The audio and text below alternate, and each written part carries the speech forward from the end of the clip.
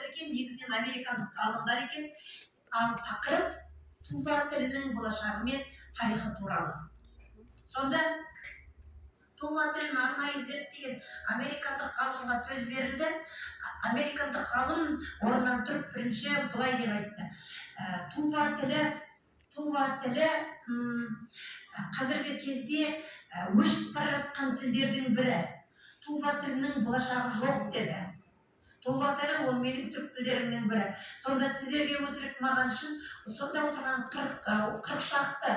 40 шақты отырған американдық ғалымдар қол шапалақтады. Орындарынан тұрып қол шапалақтады. Бұл мен үшін шок болды. Яғни мен ондай эмоцияны күткен жоқпын. Мен керісінше апырай бір түрік тілі осындай жағдайы қиын екен ғой. Онда 6 жасқа дейінгі балалар сөйлей алмай қалған екен ғой деп басқа бір эмоция, басқа бір жағдайда отырғанымда американдықтардың